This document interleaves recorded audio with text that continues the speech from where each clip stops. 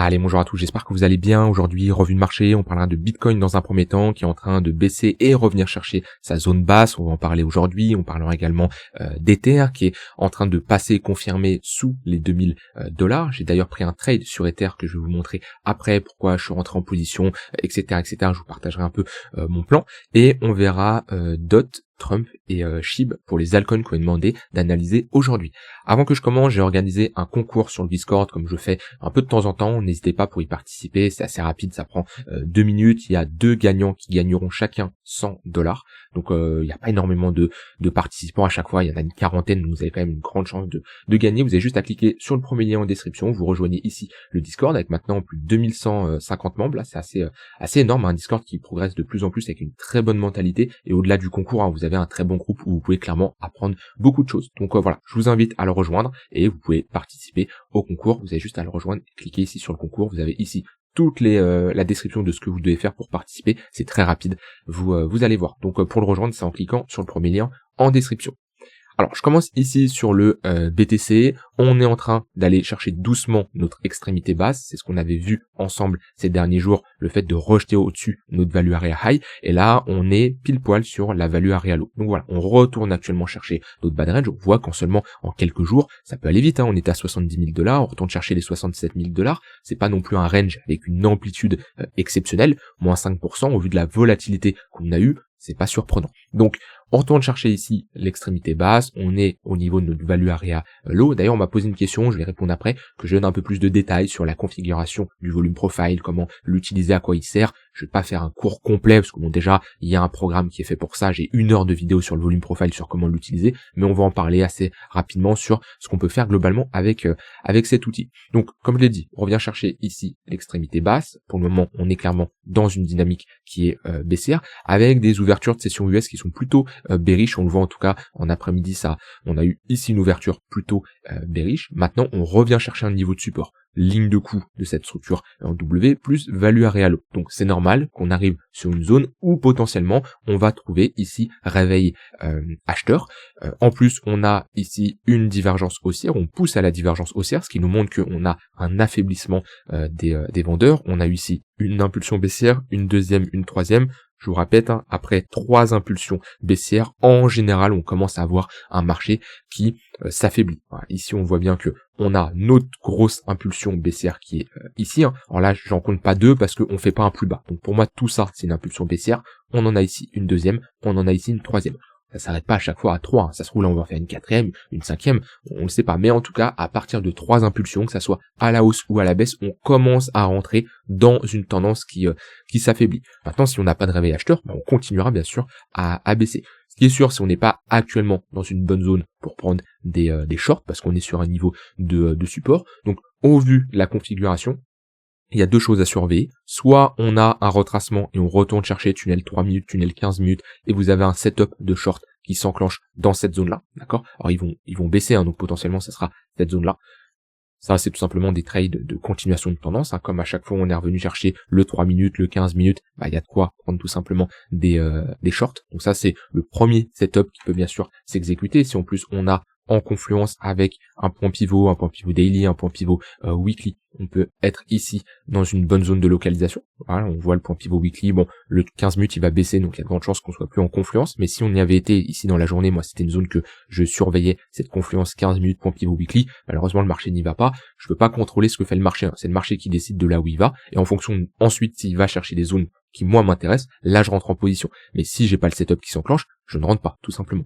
Donc on verra les points pivot daily de demain, s'ils sont en confluence avec le 3 minutes, 15 minutes, pourquoi pas prendre des shorts tout simplement. Donc ça c'est le premier setup, et le deuxième setup, ça va être dans la zone où on se trouve, ici, si on a tout simplement une réaction acheteuse, avec une pattern de retournement, un signal acheteur, ça peut être ici une inversion de notre dynamique avec des creux des sommets de plus en plus haut, comme on a réalisé ici, là on fait un plus bas, on réintègre assez rapidement ce niveau-là, structure en W, hop, et après on part dans une tendance haussière. Et l'objectif, c'est globalement quelqu'un qui trade un range, de chercher des longues au niveau de la borne basse pour prendre des profits, comme on l'a vu partiellement, poke ou extrémité haute, tout simplement. Maintenant, on n'oublie pas qu'on est dans un range précédé par une impulsion baissière, par une tendance baissière, donc ce range a plus de chances de casser ici à la baisse.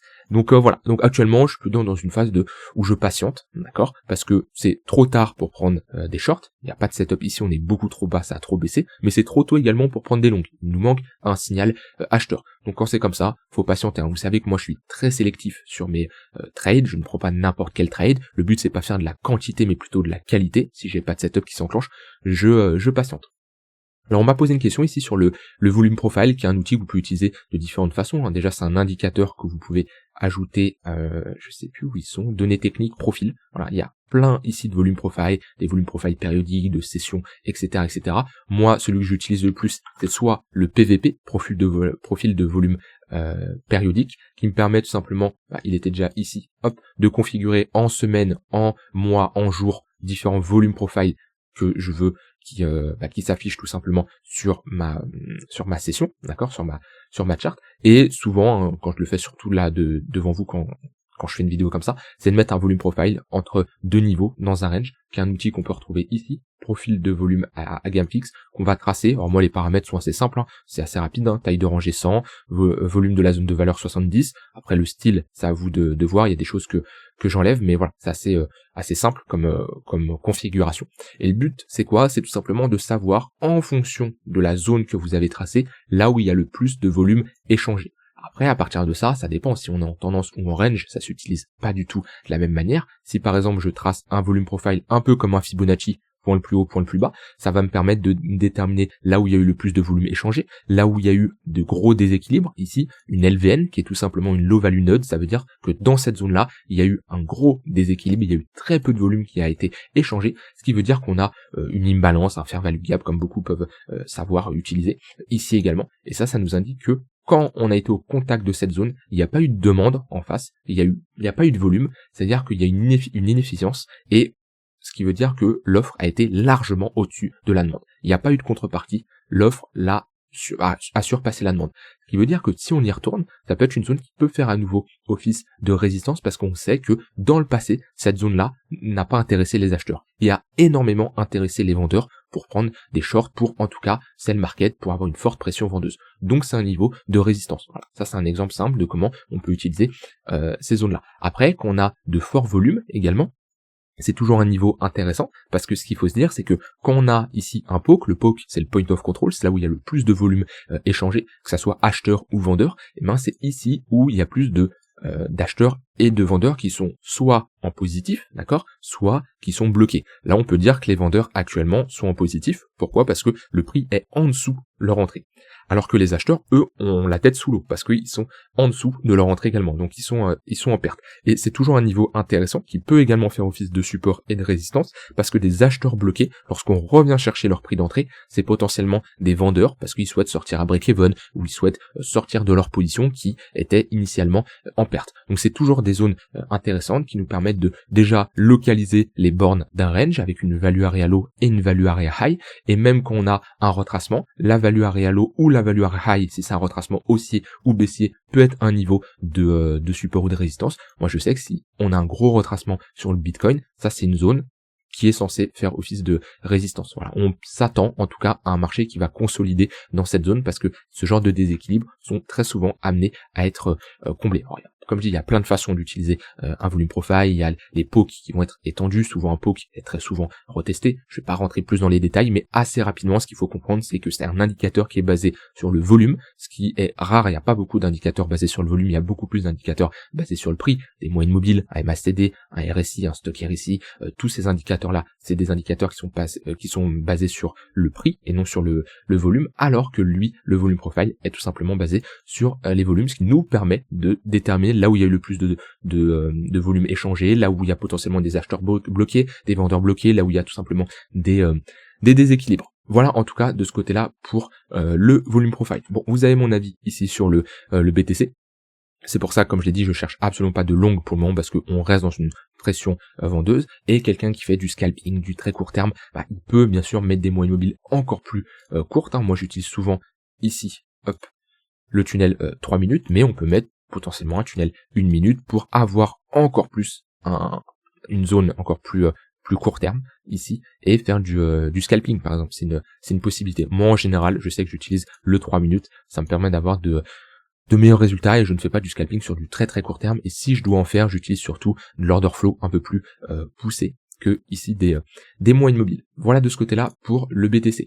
Alors, j'ai pris un trade sur Ether, comme je vous l'ai dit en début de vidéo. Ici, alors, c'est un trade que j'ai pas été le plus à l'aise à prendre parce que j'avais pas énormément de confiance dans mon trade. Alors quand je dis j'avais pas de confiance, c'est que c'est pas un setup 5 sur 5. On va dire que quand toutes les étoiles sont réunies, quand toutes les conditions sont réunies, quand c'est magnifique, c'est pas un setup automatique, donc je suis un peu plus flexible comparé à un setup automatique où j'ai toutes mes règles qui doivent être respectées, s'il en manque une, je ne rentre pas. Là, on est sur un setup discrétionnaire, c'est je m'adapte en fonction du marché, j'ai bien sûr des règles de base, mais je suis un peu plus flexible. Et j'avais pas toutes mes règles qui étaient réunies, c'est les règles étaient réunies, mais c'était pas un setup 5 étoiles, c'est un setup par exemple 3,5 étoiles.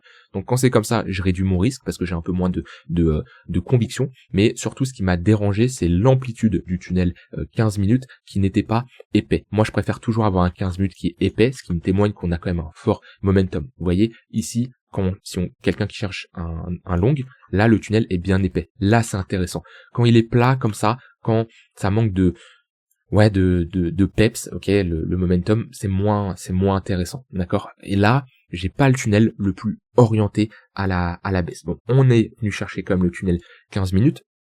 J'avais ici une bonne confluence entre point pivot monthly, point pivot weekly. J'ai eu le point pivot daily et au début, j'hésitais à rentrer sur cette bougie-là parce que j'ai une réaction vendeuse. J'ai ici une mèche haute. Déjà, j'en ai une première. Ici, j'en ai ici une deuxième. Donc là, ça m'indique que on voit qu'on s'affaiblit, on voit que il y a une perte de la force acheteuse avec une réaction vendeuse sur une bonne zone de localisation. Mais pour moi c'est trop agressif parce que on n'a pas encore ouvert au niveau de la session US, on est au-dessus du 15 minutes, au-dessus du point pivot daily, donc je préfère tout simplement attendre. Donc je patiente à ce moment-là. On retrace, ok, et quand on est ici, je vois que j'ai une réaction acheteuse au niveau du point pivot daily, et je me suis dit, ok, il y a l'ouverture de la session qui va être en cours, je ne veux pas chercher ici des longues, parce que on est un peu dans une zone où si je prends un long au contact du point pivot daily, j'ai pas une grosse amplitude de prix pour prendre un TP, vu que j'ai point pivot mensuel, weekly et tunnel 1 heure au-dessus, donc je me dis, ok, le seul trade que je peux prendre, c'est si j'ai une réaction vendeuse, au moment de l'ouverture du marché US, qui me casse complètement le tunnel 15 minutes et le point pivot daily, et dans ce cas-là, je rentre si j'ai une bonne clôture en 5 minutes. J'ai ici ma bonne pression vendeuse, ma bonne baisse, un peu trop même, ce qui me fait une entrée assez basse quand même, et je l'ai pris, mais je suis pas fan parce que je suis dans le tunnel ici très court terme, donc je le prends, je mets un stop loss au-dessus de l'ouverture de la session US, là un peu plus haut, et je me dis ok, target TP1 là qui a déjà été pris au niveau du point pivot daily, d'accord, donc là j'ai un premier TP qui a été réalisé et j'ai un second TP au niveau du plus bas ici vers les 1937 $, et actuellement mon stop loss est à break-even, dès que j'ai mon TP1 qui s'enclenche, je mets mon stop loss à break-even. Donc voilà, un trade qui se passe plutôt bien. Maintenant, vous savez moi comment j'aborde les marchés, je n'accorde pas le résultat d'un trade sur est-ce que c'était une bonne décision, parce que vous pouvez tout simplement avoir un trade qui est gagnant, mais c'est pas pour ça que vous allez c'est pas pour ça que vous avez pris une bonne décision. Attention quand vous voyez sur internet des gens qui vont vous partager un trade, le trade va être gagnant, ils vont dire ah regardez, on est les meilleurs, on a validé un trade. Non, je vous le dis, demain n'importe qui peut valider un trade. Demain je prends une personne au hasard dans la rue, je lui dis est-ce que tu long ou tu short Ether actuellement, il peut me dire je short, il a bon, ok, est-ce que sa décision elle était bonne? Non, elle était basée sur rien. Il y a toujours un facteur chance sur un trade. Par contre, quand on cumule 50, 100, 200, 300, 400 trades, etc., là, la chance, bien sûr, elle est minime, même invisible, elle n'existe pas parce qu'il y a un grand échantillon, d'accord? Donc je vais pas être là à vous dire, regardez, j'ai pris un trade, je suis le meilleur. Non, il y a toujours une part de chance. Maintenant, c'est pas le trade où je suis le plus satisfait dans le sens où il a été quand même compliqué, j'ai pas toutes les meilleures conditions. Maintenant, ça va, ça reste pour le moment un trade correct. On va manager ce trade sur la fin ici de journée et on verra tout simplement ce que ça donne. Mais voilà en tout cas mes conditions ici. Pour ceux qui on regarde mes vidéos depuis pas très longtemps, qui commencent à utiliser ce genre d'outils, là on est sur un trade pas super facile à prendre. Même que dans d'autres conditions que je ne prendrai pas spécialement, d'accord, mais le mieux c'est quand on a une confluence point pivot daily et tunnel 15 minutes comme ici, et qu'on cherche, on n'a pas un excès haussier, qu'on s'arrête immédiatement ici et qu'on retrace. C'est-à-dire que là, si on avait fait ça, ici on n'avait pas été chercher aussi haut, on pose un top et on fait ça, là j'ai une meilleure confirmation. Là cet excès, il m'a un peu embêté, mais j'avais de gros niveaux juste au-dessus quand même qui ont bien fait office de résistance. Maintenant on consolide au niveau d'un point pivot daily de notre support 1 ici. À voir si on pose un bottom. Dans tous les cas, mon stop loss est ABE et j'ai pris un TP1 sur cette zone là. Voilà pour BTC. Au niveau d'Ether, on retrace et on continue de retracer, on consolide au niveau de notre value area low, ici, tac, voilà.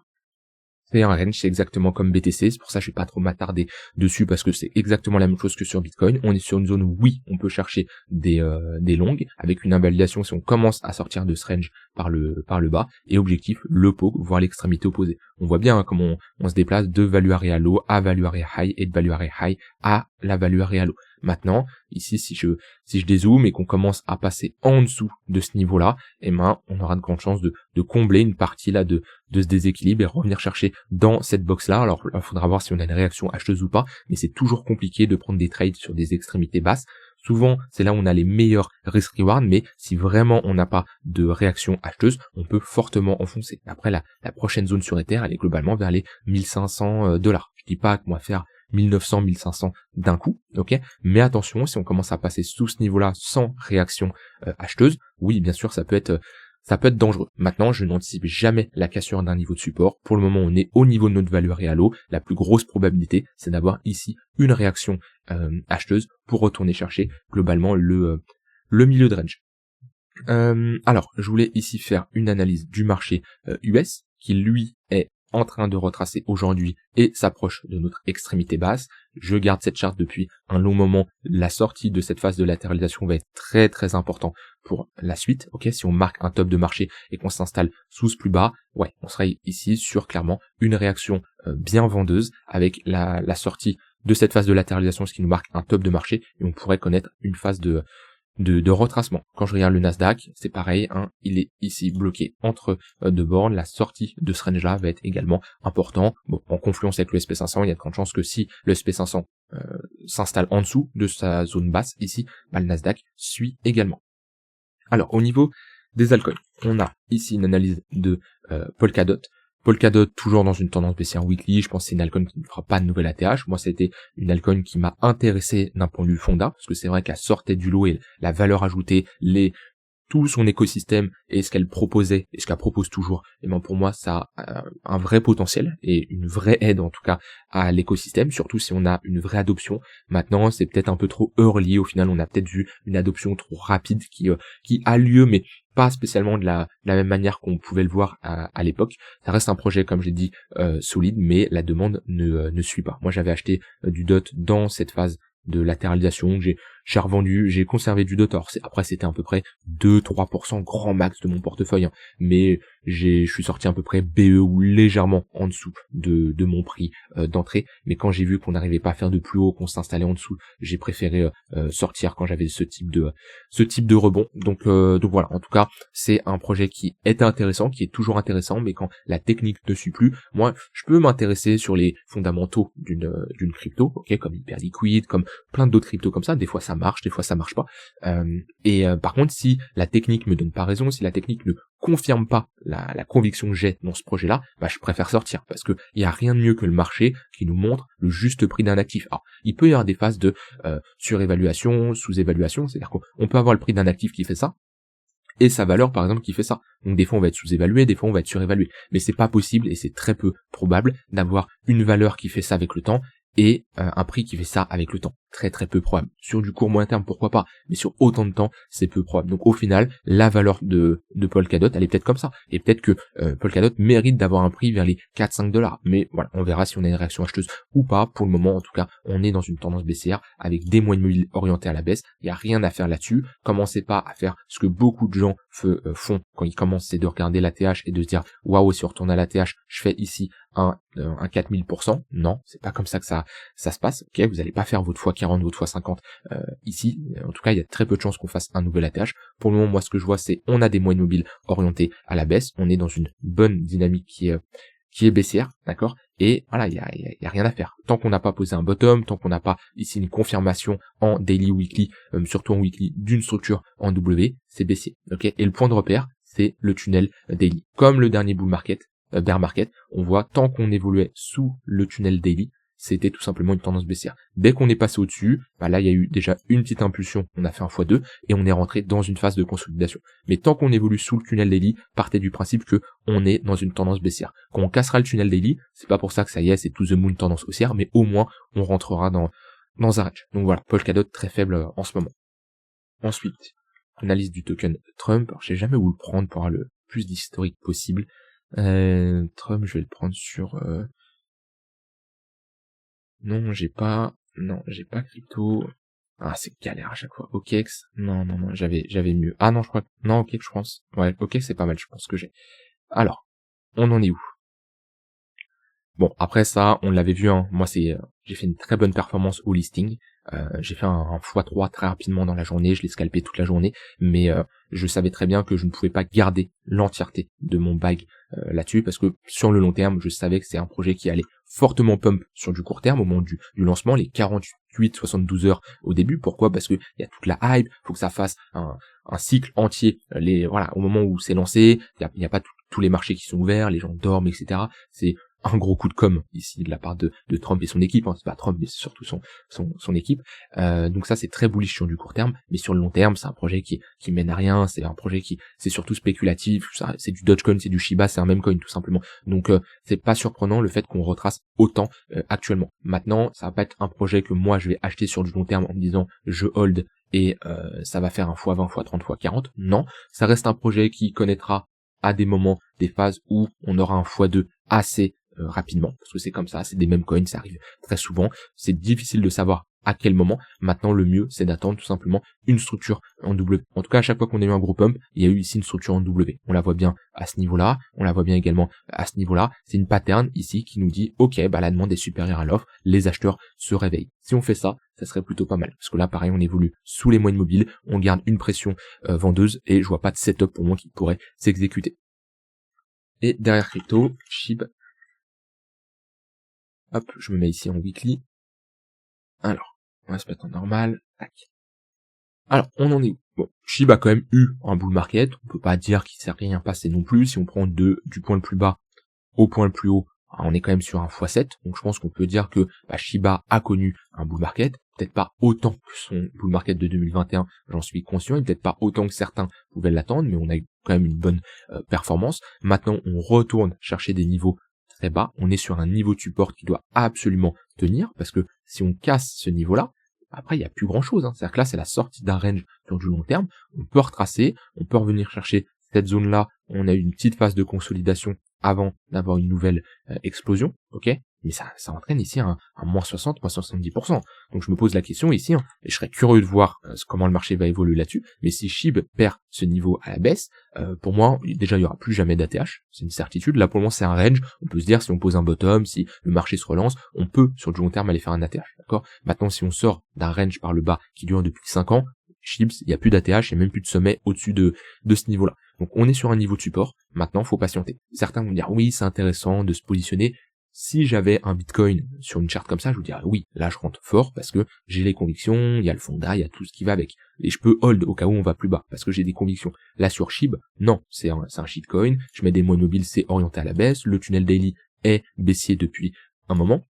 Là ce qu'il nous faut, pareil, c'est une réaction acheteuse, une pattern en W. Si on a la réaction acheteuse, on a un signal qui nous dit ok tu peux te positionner, et on a surtout la possibilité de mettre une invalidation sous le plus bas, et on se dit très bien, j'ai ici une structure en W, un peu comme ici. Alors là on a une plus grosse amplitude, mais admettons vous avez une structure en W avec une plus petite amplitude ici, vous dites très bien, je rentre à ce niveau-là, je mets un stop loss sous le plus bas ici, où je me dis si on clôture sous ce plus bas, c'est vraiment qu'on a une cassure du range à la baisse et je veux pas rester en position. Et là après je peux targeter du 3 pour 1, 4 pour 1, 6 pour 1 sur du long terme. Si on fait quelque chose de similaire, ça peut se prendre. Mais pour ça, il nous faut ici la réaction acheteuse. Pour le moment, elle est absente.